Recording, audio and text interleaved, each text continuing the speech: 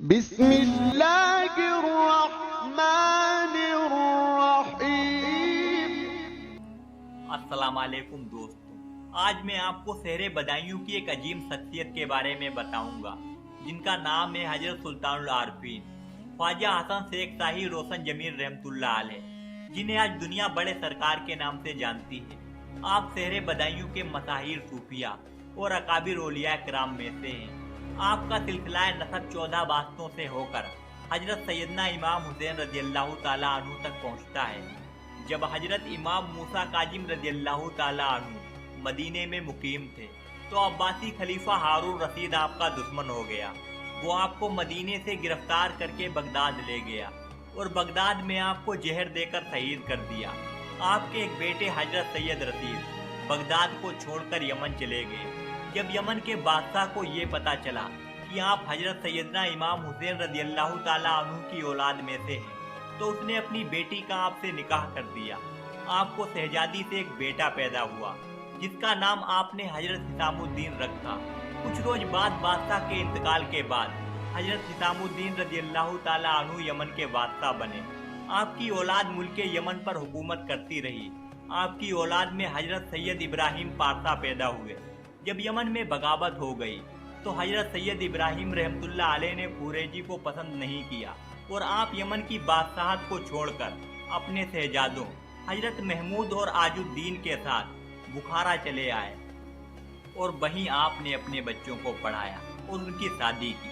حضرت عاج الدین رحمۃ اللہ علیہ کا حضرت جمال الدین کی بیٹی بی بی توئی سے نکاح ہوا جن سے آپ کو 3 بیٹے اور ایک بیٹی ہوئی۔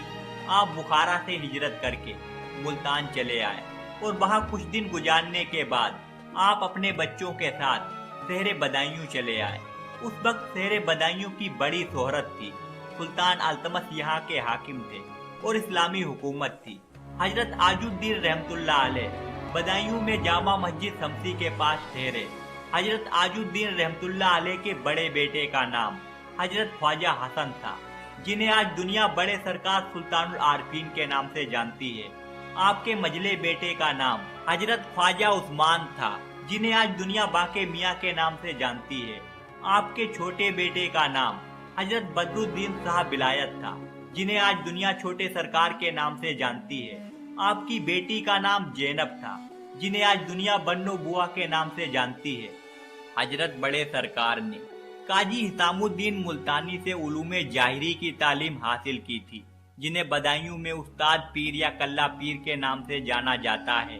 حضرت بڑے سرکار جب دہلی گئے تو وہاں آپ کی ملاقات حضرت خواجہ معین الدین چشتی، بابا فرید گنج سکر، خواجہ قطب الدین بختیار کاکی اور قاضی حمید الدین ناگوری سے ہوئی۔ حضرت خواجہ قطب الدین بختیار کاکی رحمۃ اللہ علیہ نے آپ کو سلطان العارفین کا خطاب عطا فرمایا تھا۔ آپ خواجہ قطب الدین بختیار کاکی رحمۃ اللہ علیہ کے دربار میں رہے اور قاضی حمید الدین ناگوری سے کچھ عرصے تک پڑھتے رہے۔ قاضی حمید الدین آپ کو روشن ضمیر فرماتے تھے۔ قاضی حمید الدین رحمۃ اللہ علیہ نے آپ کو مرید کر کے کھرکے خلافت عطا کی۔ آپ اپنے پیر و مرشد سے اجازت لے کر بدایوں چلے آئے۔ آپ دن رات رب کی عبادت میں لگے رہتے تھے، نماز با جماعت ادا کرتے تھے۔ فتوحات کا کوئی شمار نہ تھا۔ تصرفات غیبی سے آپ کا دسترخوان وسیع ہو گیا تھا۔ دہلی تک کے شہزادگان آپ کے مہمان رہتے تھے۔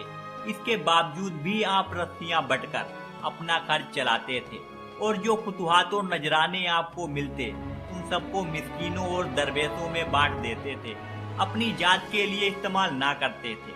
آپ محفل سما کے بڑے شوقین تھے۔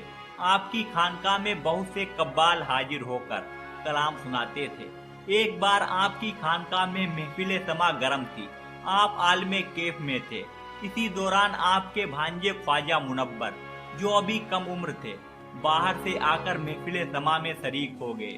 تھوڑی دیر میں ان کو کسی شیر پر وجد آ گیا۔ بے اختیار ہو کر ایک چھلانگ ماری اور شور بلند کیا۔ شور سن کر حضرت بڑے سرکار نے تیز نگاہ سے اپنے بھانجے خواجہ منور کی طرف دیکھا۔ وہ اسی وقت زمین پر گرے اور انتقال کر گئے۔ ان کا مزار حضرت بڑے سرکار کے پہلو میں ہے۔ हजरत बड़े सरकार सुल्तानुल आरफीन की बारगाह में लोग कसरत से हाजिरी देते थे। छोटे बड़े सब आपके कदम चूमते थे। जिस तरफ से आपका गुजर होता था, दीदार करने वालों का मजमा लग जाता था। 24 रमजान 632 हिजरी, जून 1233 ईस्वी को आप इस दुनिया फानी से रुखसत हो गए। शहर से जानिबे गरक बगोसे जनूब, सोत नदी के पार एक बसी और शानदार दरगाह के अंदर आपका मजार पुरनवार जियारत गाह अबामो ख्वास है। आपके सर की पहलू में आपके भाई हजरत ख्वाजा उस्मान का मजार है। आपके खुलफा में आपके छोटे भाई हजरत शाह बिरायत छोटे सरकार, हजरत सादी लखनौती, शेख अहमद तख्ता खास तौर पर काबिले तज़किरा हैं। जिस तरह आप अपनी हयाते जाहिरी में लोगों की हाजत रवाई फरमाते थे, उसी तरह बादे बिसाल फरमाते हैं।